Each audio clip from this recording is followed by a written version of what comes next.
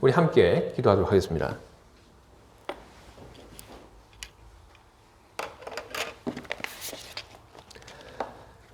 하나님 앞에 나와 두렵고 떨리는 마음으로 하나님을 예배합니다. 하나님께서 우리 가운데 계신다고 하는 것이 이렇듯 두렵고 떨립니다. 또한 하나님께서 우리들 가운데 계신다는 것이 우리의 큰 기쁨이 되기도 합니다.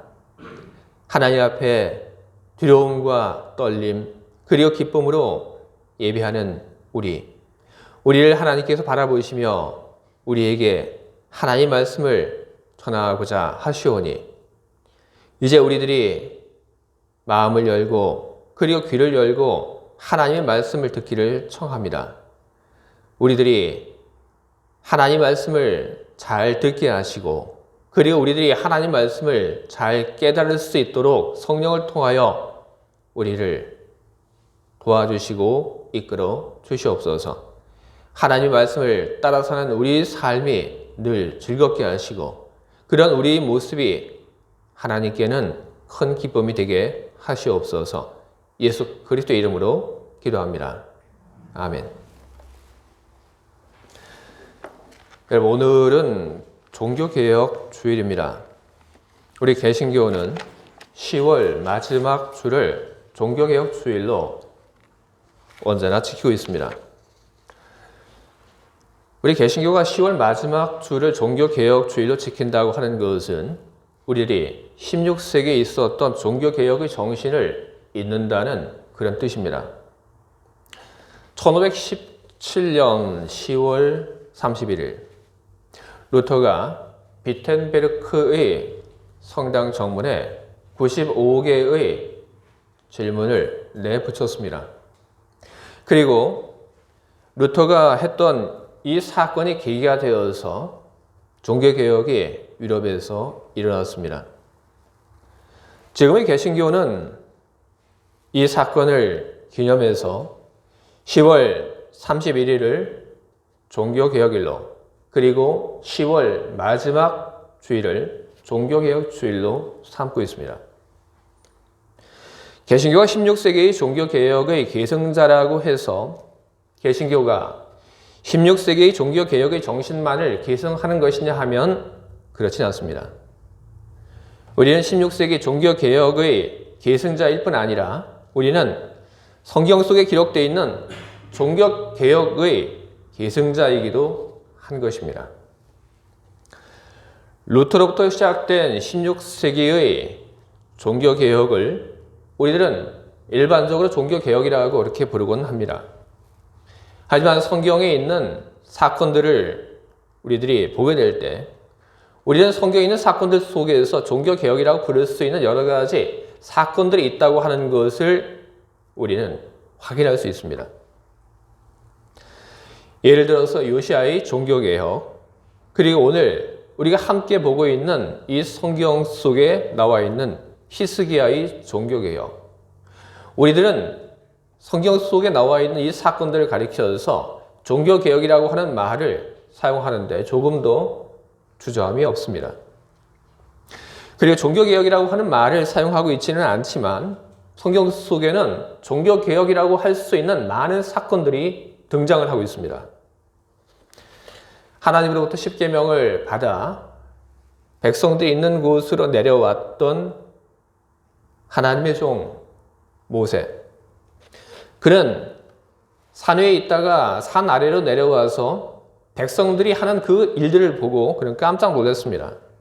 그리고 그 모습을 보고 깜짝 놀란 모세가 취한 행동들, 바로 그것 역시 종교개혁이라고 부를 수가 있는 것입니다. 사무엘이 주도한 미스바에서의 회개운동, 그리고 엘리야가 갈멜산에서 했던 일들, 이 모든 것 역시 종교개혁인 것입니다. 우리는 이 모든 사건들을 기억하려고 우리는 애를 쓰고 있습니다. 그리고 우리는 이 사건들을 기억을 하면서 16세기의 종교개혁의 그 정신뿐 아니라 성경 속에 있는 모든 종교개혁의 그 정신을 우리는 계승하려고 하는 것입니다.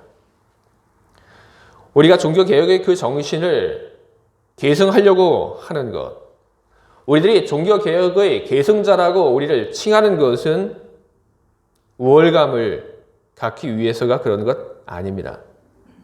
개신교라고 하는 그런 집단 의식을 우리들이 고취하기 위해서 종교개혁의 정신을 이야기를 하고 있는 것은 아닙니다. 우리들이 종교개혁을 이야기하고 그리고 종교개혁의 그 정신을 계승하려고 하는 것은 과거에 있었던 그 사건들을 되돌아보면서 과거에 있었던 그 잘못들이 다시 우리 생활 속에서 반복되지 않도록 하기 위해서인 것입니다. 과거는 우리가 가야 할 미래를 보여주고 있습니다. 종교개혁의 그 사건은 종교개혁이 일어나는 상황, 그리고 종교개혁이 어떻게 이루어졌는가 하는 그런 일단의 사건들과 그리고 인물들의 위대함을 보여주기도 하지만 그것은 우리들이 무엇을 해야 하는지, 우리들이 어떻게 가야 하는지에 대한 우리의 길을 제시를 해주는 사건들인 것입니다. 우리는 종교개혁의 그 사건 속에서 우리들은 커다란 가르침과 그리고 우리들이 앞으로 가야 할 길들을 찾기 위해서 우리들은 무엇을 먼저 해야 하겠습니까? 종교개혁 그 당시 그 상황이 어떻게 되었는지를 이야기하는 것도 좋습니다. 그리고 종교개혁자들이 어떻게 험하고 어려운 상황 속을 뚫고 나갔는지를 바라보는 것도 좋습니다. 하지만 그런 것보다 더 우선되어야 할 것은 바로 종교개혁이라고 하는 것이 그런 말들이 나오게 된 그 상황, 그 상황들이 도대체 왜 생겼는가를 우리 아는 것, 그것이 무엇보다 선행되어야 하는 것입니다. 우리들이 종교개혁이라고 하는 그 사건들이 도대체 왜 역사 속에서 그렇게 반복적으로 일어나고 있었는지 그 이유를 우리들이 만약 알게 된다면 우리는 종교개혁이 필요한 상황이 생기는 그런 일들을 우리는 막을 수 있을 것입니다. 16세기의 종교개혁 그리고 성경 속에 등장하고 있는 여러 종교개혁의 사건들, 그 사건들 속에는 사건이 생기게 된 그 이유에 대한 공통점들이 있습니다. 역사 속에 있었던 많은 종교개혁들, 그 원인, 그 종교개혁의 상황을 만든 그 이유는 크게 두 가지로 이야기를 할 수 있습니다. 하나는 신학적인 문제, 그리고 또 하나는 공동체가 바라보는 것, 그것이 무엇이었는가 하는 것. 바로 이 두 가지 이유로 종교개혁 상황이 왜 생겼는지를 우리는 설명할 수 있습니다. 오늘 제가 여러분들 앞에서 읽은 이 성경의 말씀, 히스기야의 종교개혁을 다루고 있습니다. 종교개혁이 그 당시 필요한 그 상황이 무엇이었을까? 성경은 우리들에게 증언을 하고 있습니다. 히스기야의 종교개혁 당시 사람들이 악을 행했다고 성경은 증언합니다. 이스라엘 역사 속에는 히브리인들이 악을 행한 많은 일들이 언급되고 그리고 그런 일들이 반복되고 있음을 우리는 보게 됩니다. 장사하는 사람들이 저울을 속이는 일들, 그리고 누군가를 압제하는 일들, 속이는 일들, 이런 일들이 이스라엘의 역사 속에는 자주 있었고, 그리고 이런 일들이 아무리 이야기를 해도 근절되지 않았습니다. 소위 하나님의 백성이라고 하는 사람들이 다른 사람들, 그들의 형제를 속이고 그리고 하나님을 속이는 일들을 반복해 왔던 것입니다. 우리 살고 있는 지금의 상황은 어떻습니까? 우리들이 살고 있는 우리의 사회 속에 우리는 많은 악이 자라고 있다고 하는 것을 우리는 보게 됩니다. 그 악은 교회 밖에만 있는 것은 아닙니다. 한국의 기독교, 그 안을 이야기하면서 많은 사람들은 비판적으로 한국의 기독교를 이야기합니다. 신앙의 윤리, 그리고 도덕이 무척 위험한 수준에 있다는 그런 이야기를 하며 한국의 기독교에 대한 우려를 많이 표명을 합니다. 그러나 한국의 기독교만 그런 걱정의 대상이 되는가? 그렇지도 않은 것 같습니다.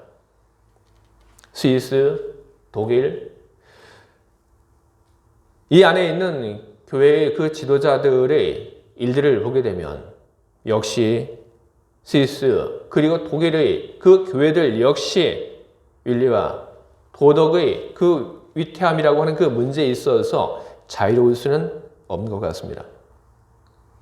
왜 우리 살고 있는 이 사회뿐 아니라 왜 우리들이 하나님을 믿고 섬기는 이 교회 공동체 안에서 윤리와 도덕 그리고 정의로움이 왜 사라지고 왜 위협을 받고 있습니까? 이렇게 된 그 뿌리는 우리의 신학에서 찾아볼 수 있습니다. 우리들은 이야기를 합니다. 기독교의 그 중심, 슈베어punk트, 그것은 구원이다. 우리는 예수께서 사람들을 구원하기 위해서 십자가에 달려 피를 흘리고 죽임을 당하셨다고 이야기를 합니다. 맞습니다. 예수께서는 우리를 구원하기 위하여 십자가에 달려 우리 죄 때문에 죽임을 당하셨습니다. 예수의 그 죽음이 우리에게 구원을 가져왔습니다. 그런데 예수의 그 죽음으로 인한 구원을 얻게 된 우리들은 예수의 그 죽음으로 인한 구원을 얻은 그 사실에 너무 감격해서인지 우리는 예수의 십자가의 죽음, 우리는 그것 이외에 다른 것은 보려고 하지 않습니다. 우리들의 신앙 그 속에서 우리들은 구원을 얻은 후에 우리는 더 이상 할 것이 없는 것이냐 우리는 살고 있습니다. 구원이 중요하기에 그래서 구원을 우리는 이야기를 하고 그리고 우리는 믿음을 통하여 우리는 하나님께서 약속하신 그 구원의 약속을 손에 얻는 데까지는 우리는 성공을 하였습니다. 그러나 그 다음 우리 안에 십자가의 그 신앙만이 존재하고 있는다면 우리에게는 그 다음 우리가 무엇을 해야 할지 우리는 해야 할 것을 우리는 찾지 못합니다. 성경이 우리들에게 주고 있는 것은 십자가 신앙만이 아닙니다. 성경이 우리들에게 이야기하고 있는 것은 구원의 약속만이 아닙니다. 성경을 보게 되면 성경은 우리들에게 무엇을 이야기를 하고 있습니까? 십자가의 신학과 더불어 성경은 우리들에게 하나님의 영광이라고 하는 영광의 신학을 우리에게 이야기를 하고 있는 것입니다. 우리의 구원을 얻는 것, 그것은 무엇을 위한 것입니까? 바로 하나님의 영광을 드러내기 위해서 그 모든 것이 필요한 것입니다. 구원 얻은 사람들이 예수님과 같이 살며 하나님의 영광을 드러나기 위해서 노력해야 하는 것, 바로 그것이 우리들이 해야 할 삶의 길인 것입니다. 성경은 우리들에게 분명하게 이야기를 해주고 있습니다. 우리가 살아도 주를 위하여 살고 죽어도 주를 위하여 죽나니 그러므로 사나 죽으나 우리가 주의 것이로다. 이 말씀은 로마서에 있는 말씀입니다. 구원이 우리의 유일한 그리고 최종 목표였다면 바울은 구원을 얻은 후에 그는 다 이루었다고 그는 이야기를 했을 것입니다. 그러나 바울은 그렇지 않았습니다. 바울은 예수 그리스도의 그 만남을 통하여 하나님의 뜻을 알고 그리고 예수 그리스도를 믿음으로 그는 구원의 확신을 가졌지만 그는 다 되었다고 이야기하지 않았고 그는 복음을 전하는 삶을 그는 그 후로부터 살아갔습니다. 그는 복음 전도자로서 고생을 하는 것을 조금 더 마다하지 않고 매맞고 굶주리고 그는 고생하면서 복음 전도자로서의 삶을 그는 살았습니다. 무엇입니까? 바로 사도 바울에게는 십자가의 신학과 더불어 그에게는 하나님의 영광이라고 하는 그 영광의 신학이 그에게는 있었기 때문에 그런 것입니다. 하나님의 영광, 바로 그것은 구원을 얻은 사람들이 바라봐야 하는 두 번째 신앙의 단계인 것입니다. 우리들은 구약 성경 속에서 이스라엘 사람들이 어떻게 살았는지를 우리는 보았습니다. 하나님께서 이스라엘 백성들에게 율법을 주신 그 이유는 무엇입니까? 하나님께서 율법을 이스라엘 백성들에게 주신 그 이유는 그 율법을 지키며 하나님 백성답게 살아가도록 하기 위해서 하나님께서는 율법을 주신 것입니다.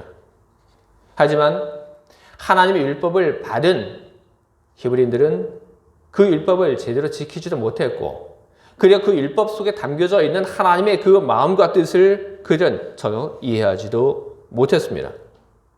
그래서 하나님께서 결국에는 그의 아들 예수 그리스도를 이 땅에 보내신 것입니다. 그리고 예수 그리스도를 통해서 우리들에게 보여주신 것입니다. 사람이 어떻게 살아야 하는 것인지 예수 그리스도의 삶을 통해서 우리에게 우리가 살아야 할 삶의 길을, 인간의 길을 보여주신 것입니다.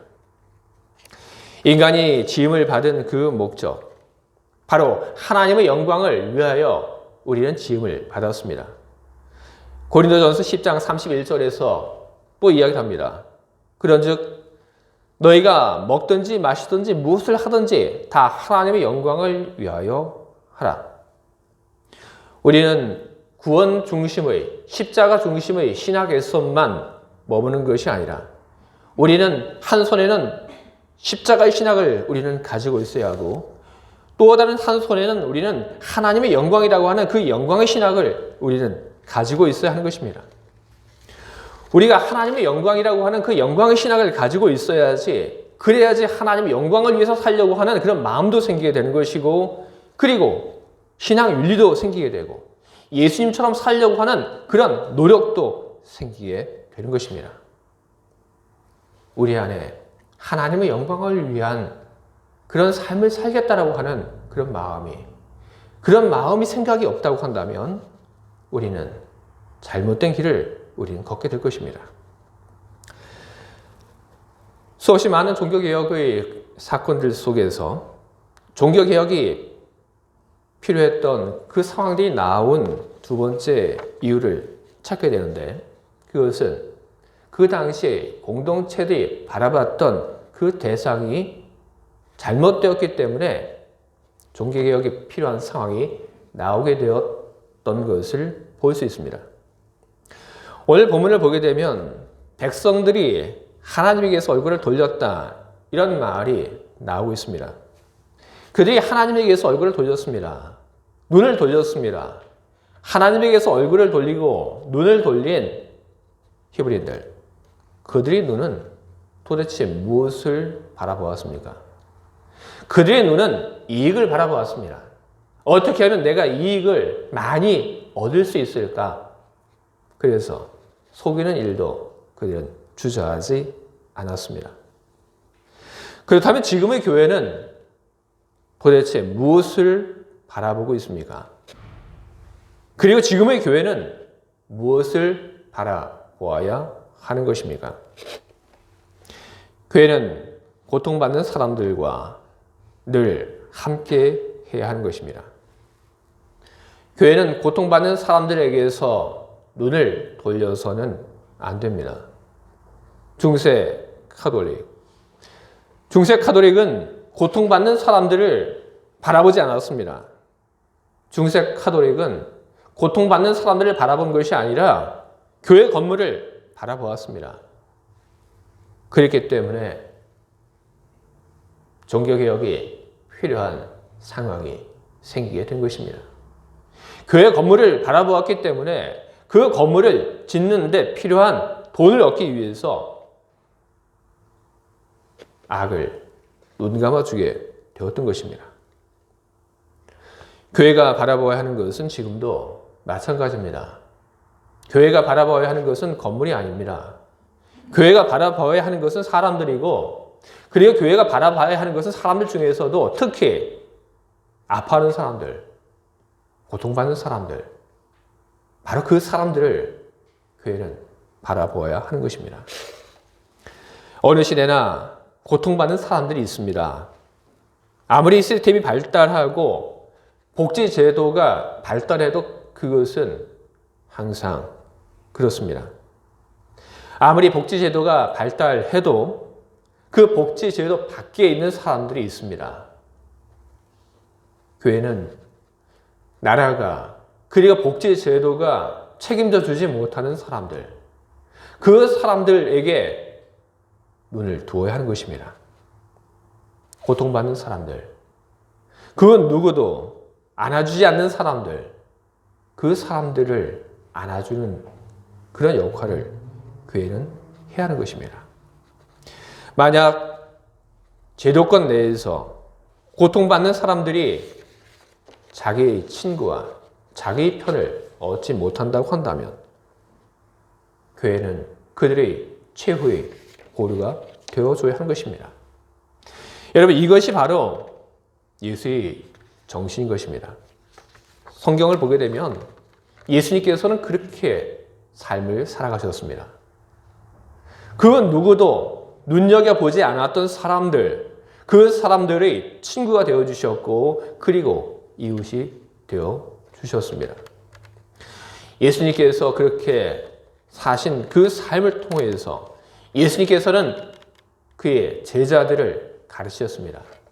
너희도 이와 같이 행하라. 너희도 이와 같이 살아라. 우리는 우리 옆에 있는 사람들을 바라봐야 합니다. 우리는 우리 옆에 있는 사람들 중에 고통받는 사람들, 힘이 들어가는 사람들, 아파하는 사람들, 그리고 슬퍼하는 사람들을 우리는 바라보고 그들의 이웃과 그들의 친구가 되어줘야 하는 것입니다.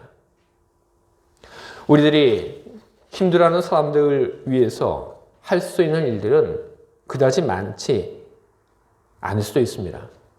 하지만 단지 옆에 있어 주는 것만으로도, 그것만으로도 힘든 사람들에게는 큰 위로가 되고, 그리고 그 사람이 있다고 하는 것만으로도 소망을 갖게 되는 것입니다.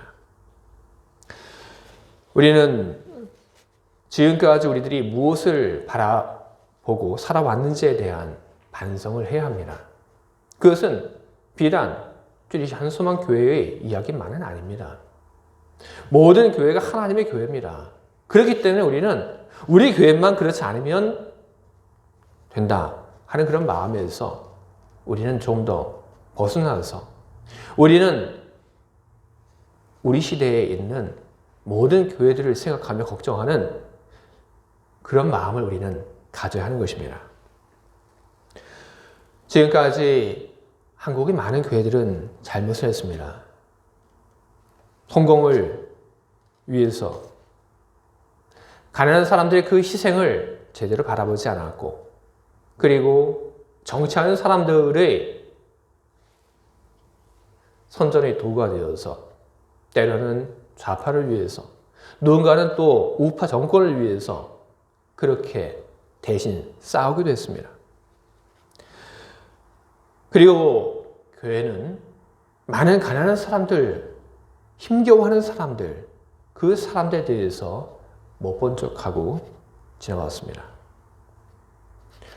나라가 버리고 제도가 버리고 시스템이 챙겨주지 않는 사람들, 그런 사람들에게 교회마저 눈을 돌린다면 그들은 어디에 가서 위로와 희망을 얻을 수 있겠습니까? 예수님께서는 가난한 자와 고통받는 자와 함께 하셨습니다. 교회는 그 사실을 잊지 말아야 하는 것입니다. 고통받는 자들의 이웃이 되는 것, 바로 그것이 교회의 사명인 것입니다. 여러분, 종교개혁이란 신자의 길, 그리고 교회에 걸어가는 그 길이 잘못되었을 때 하나님께서 그 잘못된 걸음을 멈춰 세우신 사건입니다. 교회가 개혁의 대상 되어서는 안 됩니다.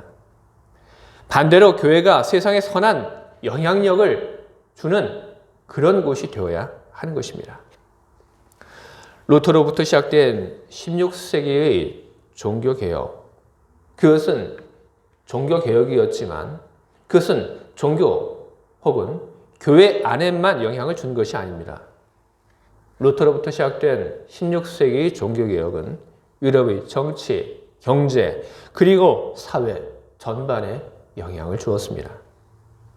우리 교회가 바르게 서게 될 때, 우리 각 사람이 해야 할 일, 걸어가야 할 길을 알고 그 길을 바르게 걸어갈 때, 교회가 걸어가야 할 그 길을 잃지 않고 교회가 걸어가야 할 그 길을 마땅히 걸어가게 될 때, 우리 믿는 사람 한 사람은, 그리고 교회는 우리가 살고 있는 이 시대 정치, 경제, 그리고 사회에 선한 영향력을 끼칠 수 있는 것입니다. 그러기 위해서 우리는 바른 신학을 우리는 가져야 합니다. 자기 구원만을 생각하고 그것으로 다 되었다고 하는 그런 신앙의 이기주의에서 깨어나 하나님의 영광을 위해서 살아가야 할 그런 마음을, 그런 결단을 우리는 해야 합니다.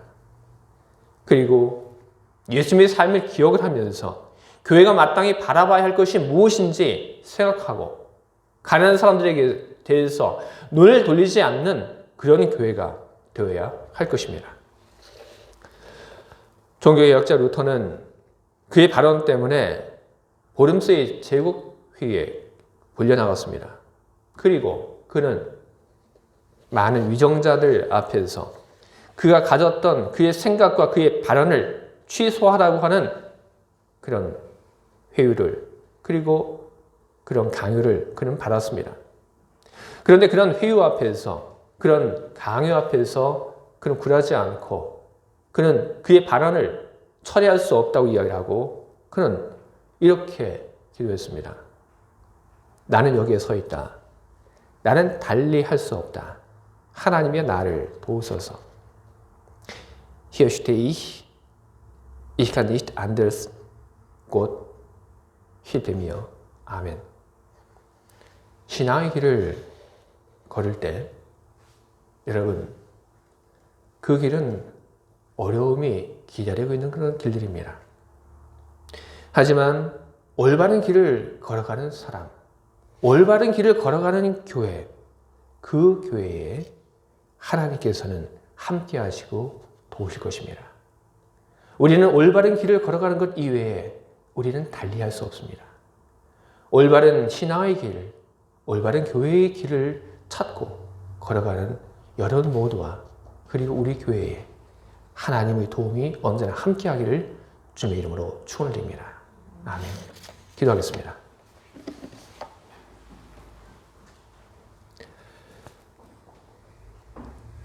하나님, 종교개혁 주의를 맞이하여 과거에 있었던 일들을 되돌아보며 오늘 우리들이 걸어가야 할 길을 우리는 찾아보았습니다. 우리들이 무엇을 해야 할지 오늘 우리들에게 말씀하시오니 우리 들었습니다.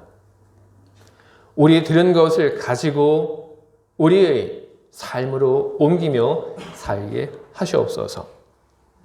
나의 구원만을 바라며 나의 구원이 약속되었을 때 다 되었다 이야기하는 우리가 아니라